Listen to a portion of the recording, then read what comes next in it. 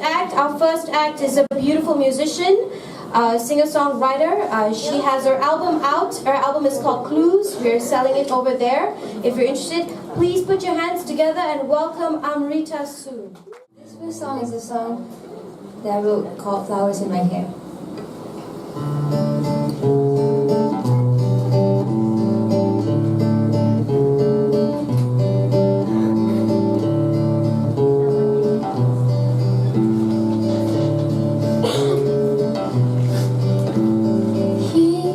Flowers in my hair and tells me that I'm beautiful, and I try to keep my heart from pounding. I try to keep myself from feeling, but I can't help falling.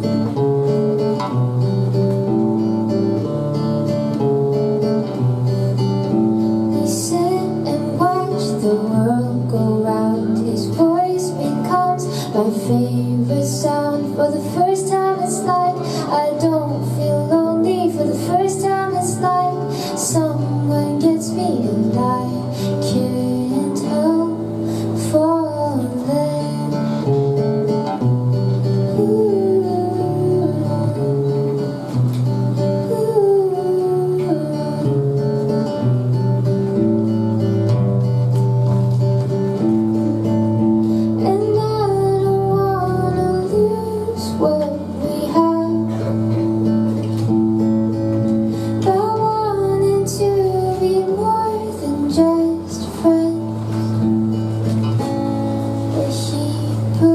Flowers in my hair, flowers in my hair, and I can't help falling.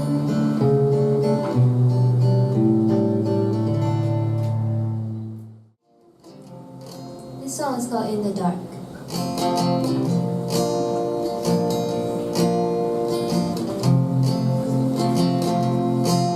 I'm staring down this mess I've made. I know I should be afraid, 'cause I can't find my heart, and I can't find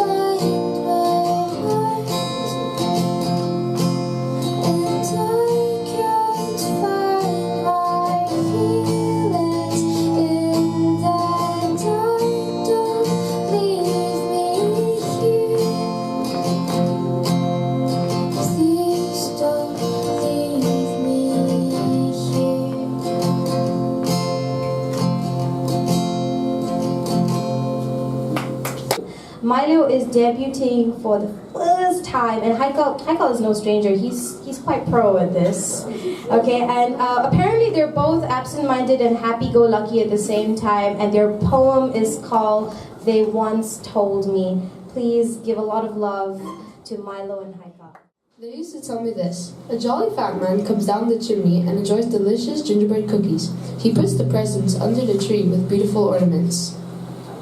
They used to tell me this. A pink fluffy unicorn dances on rainbows, like a horse with horns, like a Pegasus without wings, and has magic. They used to tell me this. At the end of the rainbow that the pink fluffy unicorn dances on, live a leprechaun by pot of gold. He dances and prances and holds a four-leaf clover.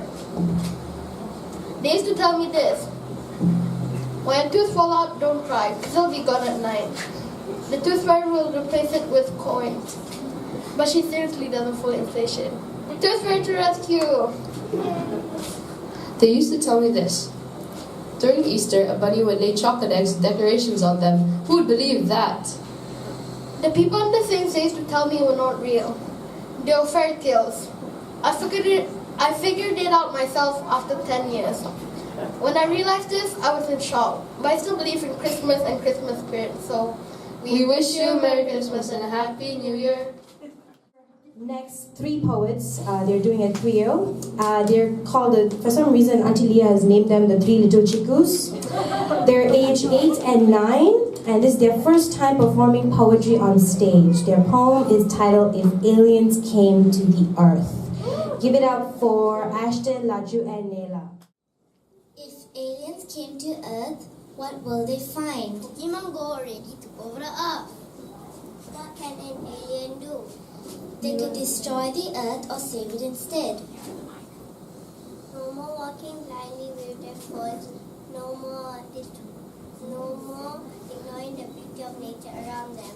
No more being deaf to the cries of animals that need saving. If humans aren't doing it, will the aliens? If you think about it, it is our home.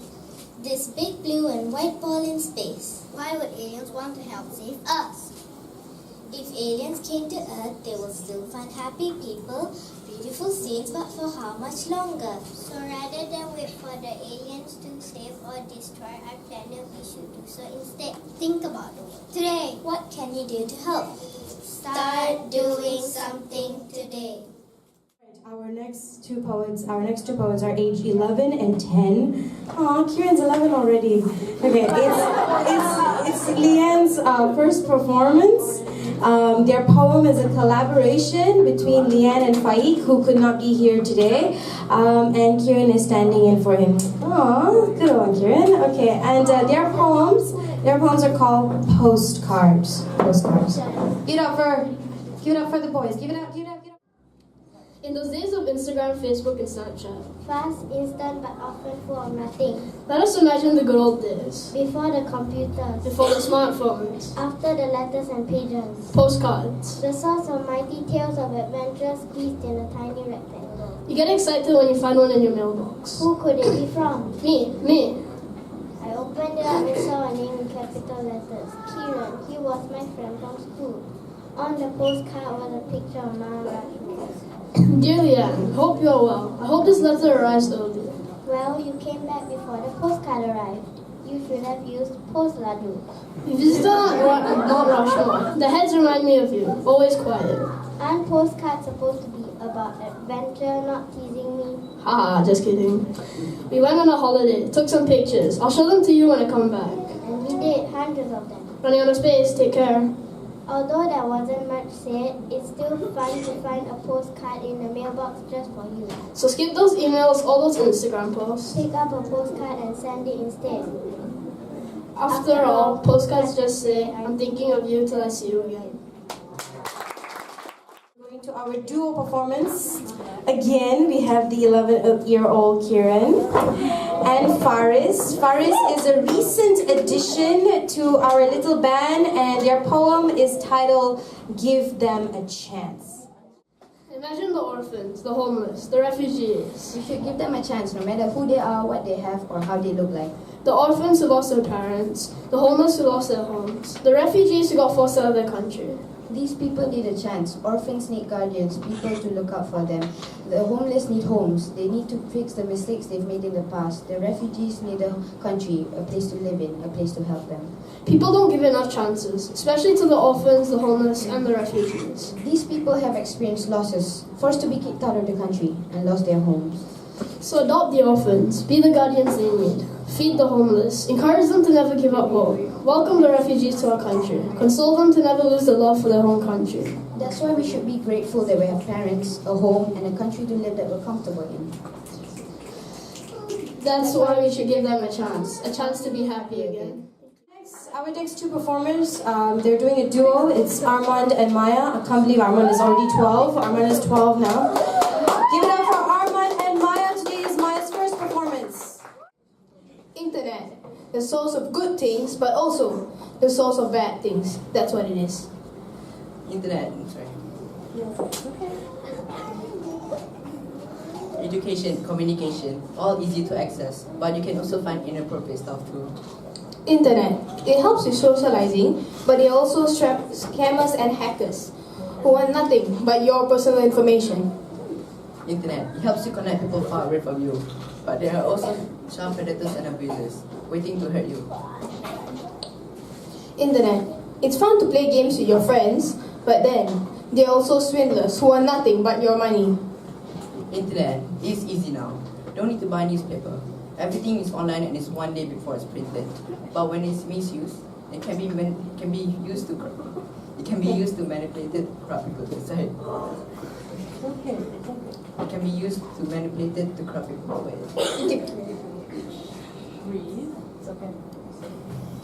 But when it's misused, it can be manipulated to corrupt people's mind. Internet, you can find tutorials on any topic, but then there are also thieves willing to cheat you at any time.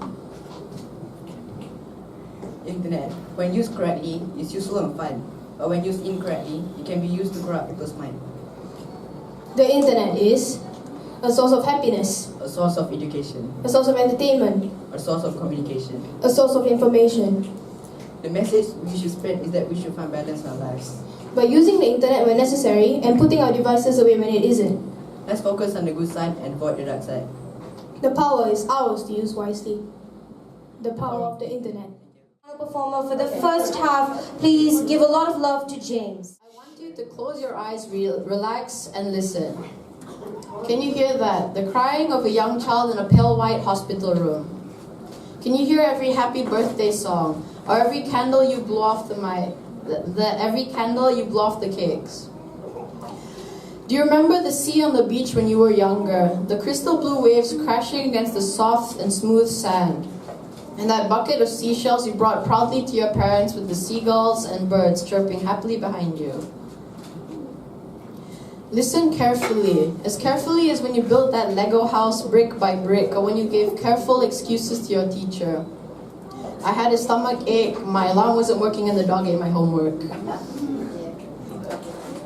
The cheers from the sidelines like, you can do it, anything's possible. They're not meant to embarrass you.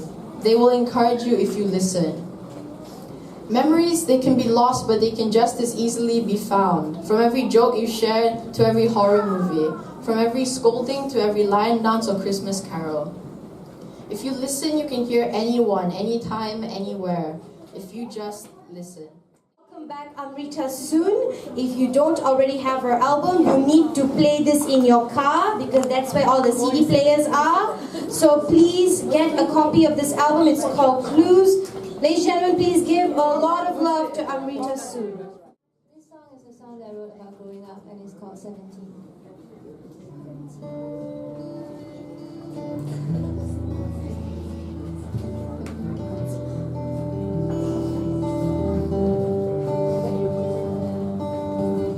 Running all the time, I don't even know. One day you're turning 10, then it's your birthday again. Blowing out the candles, wishing for impossible things to happen and dreams to come true. 'Cause back then you couldn't wait to grow up and see the world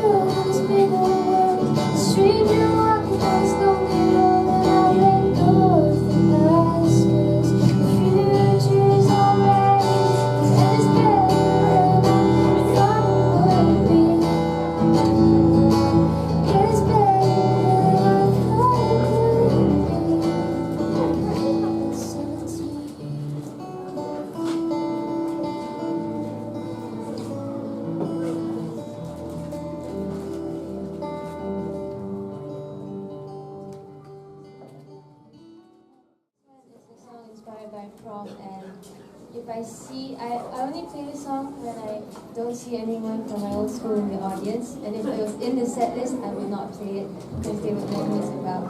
And it's called Midnight in Paris.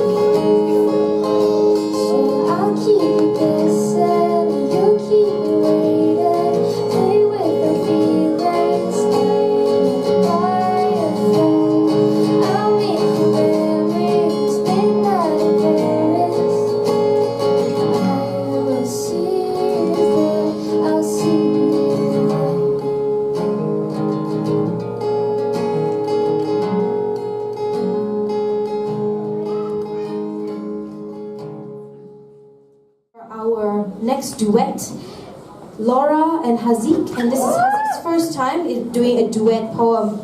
Give it up for the poets. Walking past those grey walls and lime green gates, locking him in, and he knew his fate was sealed. Something pushes him against the wall, catching a glimpse of the bully's smoke, right before a fit hits his face and pain spreads to his body. He vaguely heard the bully ask for him to give the homework that was due that day and which the bully never bothered to do. He weakly reached into his bag, pulled out his English book, passed it to the bully, and was dropped on the floor like a rag doll. Recess was like any other day where he was cornered and threatened till he had to give in and the bully would leave him alone. He weakly reached into his bag.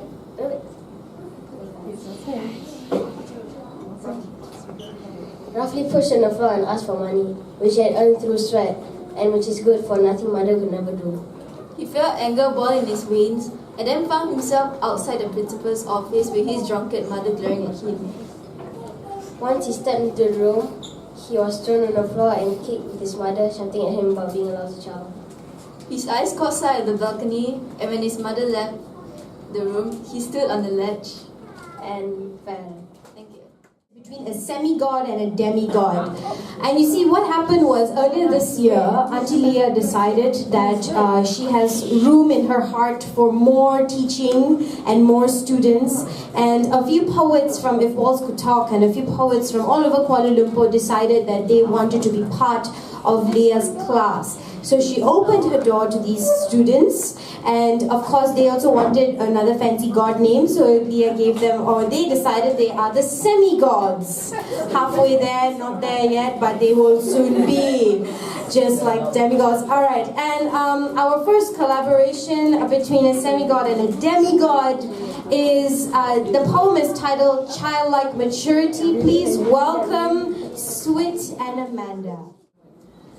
Have you wondered what it is like to be? To be your actual self without inhibition. Without inhibitions by society or your community. Your community that is of a certain age or type. Childish. Adjective. Immature. Growing old is mandatory, but growing up is optional. Growing up is optional. There is no reward for tantrums and unrealistic expectations. Selfishness and impatience. Most people tend to live their lives in jungle gym politics, cafeteria cliques, and hierarchy of expensive toys. Mature, noun, fully developed physically. I have not been the fastest bloomer, height-wise, but I am, and also. People say that if I'm small, others will come to my aid, will pick me up with their wings and worries. Like a child, I will be carried. Childish. Adjective. Silly. Youthful. For all the times that people have said that they are getting old, I say, you are as young as your attitude. Laugh a little louder sometimes. Have a good laugh every now and then. Why so serious all the time? Life may not be like a draught of cold, stale air. Lay away the heavy burdens. Be alive. Energized. Mature. Noun. The ability to respond to the environment in an appropriate manner. That's what they all say, don't they? The state of mind that we all aspire to be, but I have seen grown men and women, simple-minded and straightforward, carry the decisions of nations. Childish. Adjective. Innocence. Restore to me my innocence, where words do not have concealed meanings, where intentions are pure and sincere. People are dependable with no ulterior motives, and the world can still dream beyond expectations, and dreamers can rule the world. I have always been one that behaved older than I looked, expected to deliver more than I can give, step up to the plate before I'm ready. What I desire to be is childlike, to function as an adult, but to see the world with childlike hope and tenacity, to be like a child. But maybe there is nothing wrong with either. Nothing wrong with acting like a child. And nothing wrong with being more serious than you are expected to be. But we all must learn from one another. To find the right balance. Because society will not let us be. Be our actual self without inhibition. So we'll do it ourselves. Thank you. Alright, our next poets are aged 14 and 10. Joshua is 14 and Sophie is 10. This is Sophie's debut poem collaboration, and the poem is titled A House, a Home. Please give it up for the poets. A home is a house with love, a soul filled with the warmth of life. A nice cold cave, thawed out, becoming a place where creatures hide. In a home, sound of yelling, the breeze across your face, lots of things happen. I think of home as brother video gaming, father cooking, mother working, and the question is, what would I do? A house is a home without love, a soul emptied of all signs of life. A cave with no creatures inside and ice cold. Even though the home is small, it is big. Everyone keeps to their own business. Nothing to do most of the time. A home doesn't need to cost anything, but a house is always too expensive. The breeze is stronger. Nice views would be nice with the breeze. Even nicer when no clothes scatter around because I know they care. A home is a human being, but a house is just a body. A home is a place of safety, of peace. A house is a place of future commitments, of large bills and repairs. A home to me is pots and pans in the sink. Everyone gathering around the table, knowing that we are loved. The most important thing is to remember every good moment at home. Don't remember the bad moments, because that makes home home. A home is a place that you'll never be scared of the things that go bump in the night. But a house is a place that will make you toss and turn every night. A house. A home. Let us see the differences. In our lives, there are people that enter it and that walk into our lives to tell us a story. These stories will either hurt us, heal us, or make us think about what have we been doing with all the years we have lived. This next poet tells those kind of stories. Please put your hands together for Amanda. Everywhere I go, there are different versions of me. Sometimes I'm bubbly and happy, the positive advice giver. Sometimes I'm a crying mess on the floor that we call home. Everywhere I go, there are different versions of home. And in every version of home, there's a different person. The slight tweaks to the personality, only few will notice. Don't pretend you don't know what I'm talking about. I know you do it too. When you fall short from the expectations of the less empathetic, think, if I can't make them understand me, I will make them like me. When I'm at poetry readings, I present myself the way the audience will like it. Stand taller, prouder, more confident.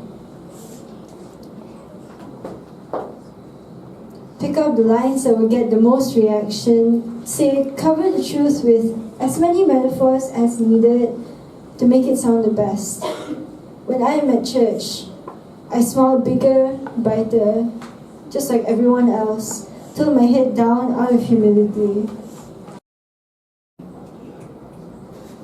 But there's no need we hide ourselves. No need to hide or cower. So before you turn away, before you close your eyes and assume a shade of someone else, stop and think. How long can you hide before they see you? Our next three poets are going to do an ensemble piece and a cover of two very famous poets, Sarah Kay and Phil Kay. And this poem is called When Love Arrives. Please welcome Nabila, Amanda, and James. I knew exactly what love looked like. In 7th grade. Even though I hadn't met love yet, if love had wandered into my homeroom, I would have recognized him at first glance. Love wore a hemp necklace. I would have recognized her at first glance. Love wore a tight French braid. Love played acoustic guitar and knew all my favorite Beatles songs. Love wasn't afraid to ride the bus with me. And I knew I just must be searching the wrong classroom. Just must be checking the wrong hallways. She was there. I was sure of it. If only I could find him. But when love finally showed up, she had a bowl cut. He wore the same clothes every day for a week. Love hated the bus. Love didn't know anything about the Beatles. Instead, every time I tried to kiss Love, our teeth got in the way. Love became the reason I started lying to my parents. I'm going to Ben's house. Love had terrible rhythm on the dance floor, but made sure we never missed a slow song. Love waited by the phone because he knew if his father picked up, it would be, hello? Oh my God. Hello? Guess not. And love grew. Love stretched like a trampoline. Love changed. Love disappeared. Slowly. Like baby teeth. Losing parts of me I thought I needed. Love vanished like an amateur magician, and everyone could see the trapdoor but me. Like a flat tire, there were other places that I planned on going, but My plants didn't matter. Love stayed away for years, and when love finally reappeared, I barely recognized him.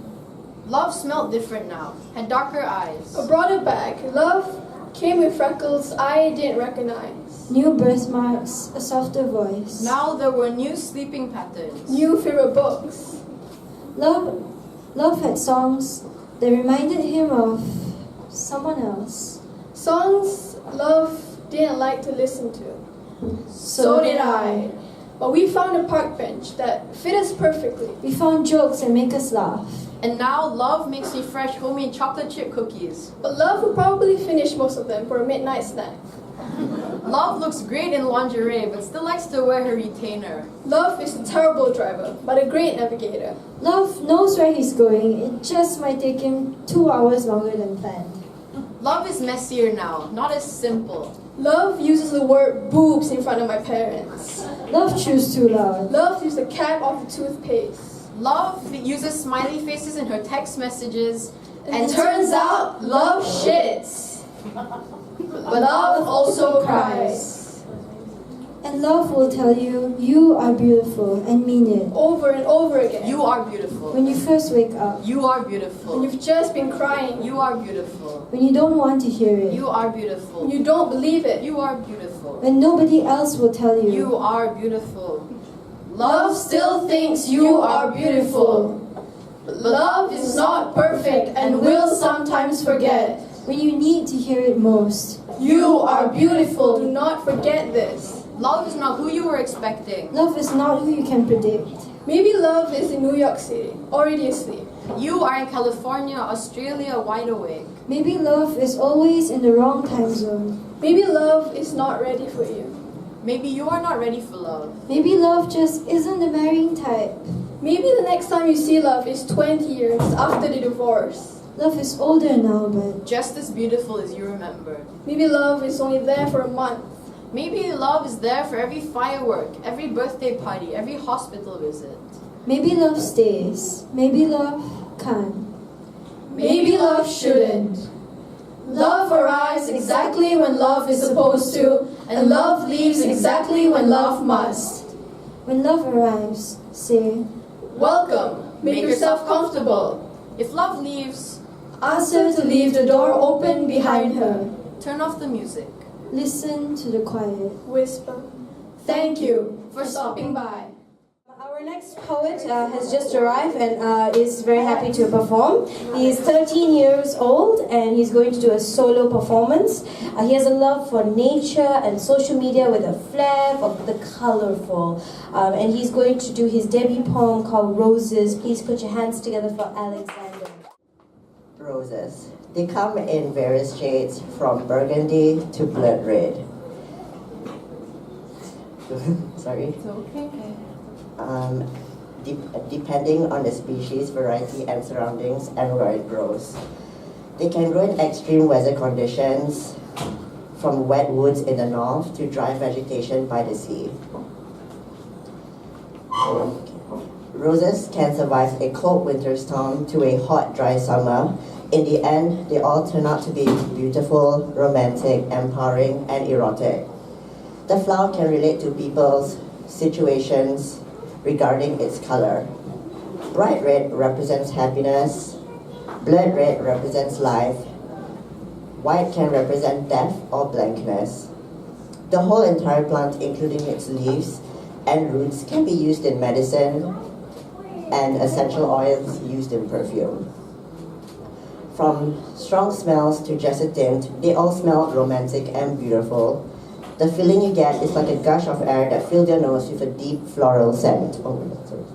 It's okay. Roses are flowers that are timeless, iconic, and beautiful, and will never disappear from your existence and your blood and oxygen-generated minds. For beauty should be part of our lives, to chase away the dark and mundane of the harsh, and what better way than the fragile fragrance of a rose? Thank you. I need to tell you a little bit of a story. I first heard her perform at the show here at Gaslight, if Oscar talk, and I was completely blown away by her words. And so we shared a poem, an excerpt of her poem with her photograph. I think it was alongside Amanda. It was a duet poem. And the poem and the picture, the whole Facebook post went completely viral. It was shared at least 100 times on different platforms because people were surprised that such words, such thoughts could be imagined by these teenagers.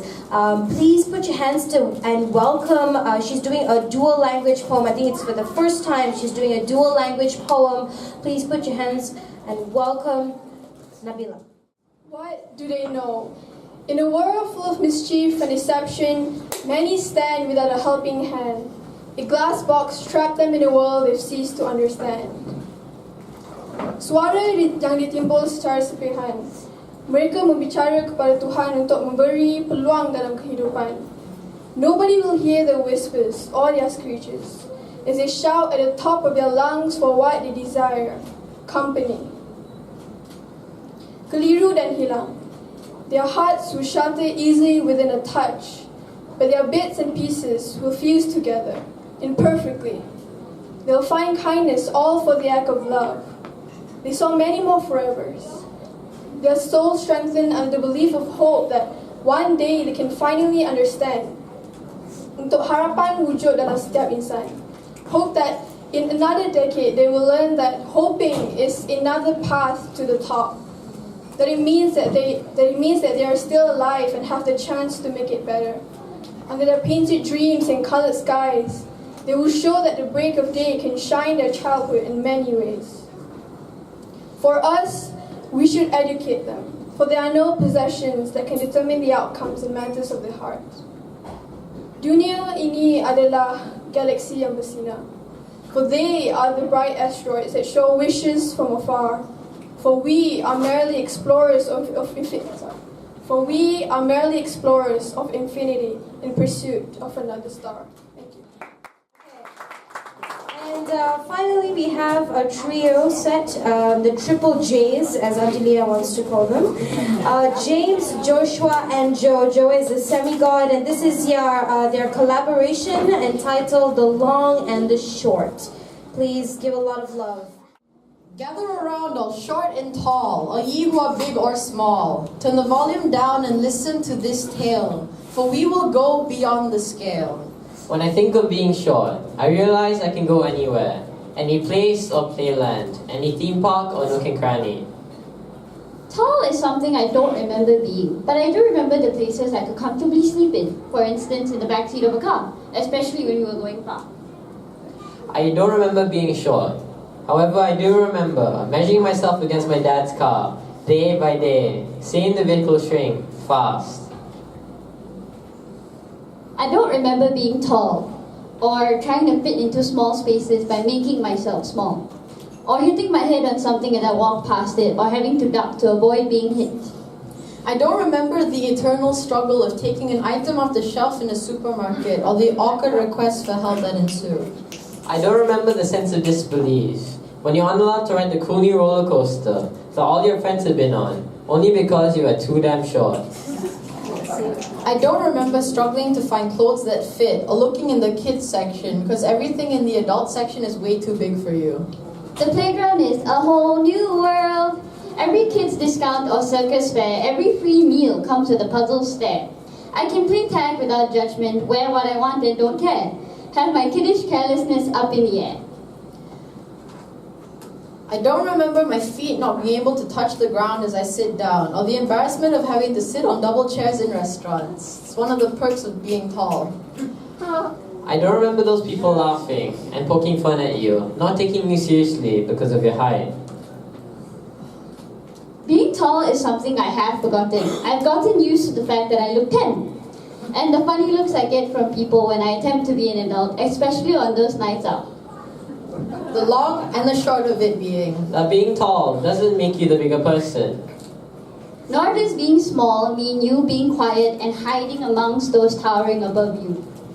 So raise your hands, put them together and clap with all your might. Thus ends our tale for tonight. Thank you.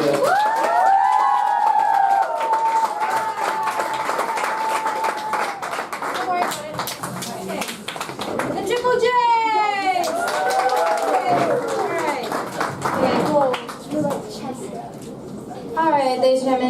please give a lot of love to all the poets in the first half and the second half. Woo!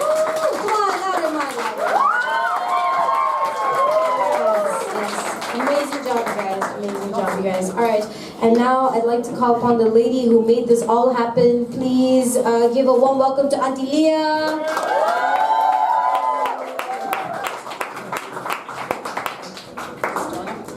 Hi. I just want to say a few words. I would like to thank Mel and Johan for giving us support to host it here.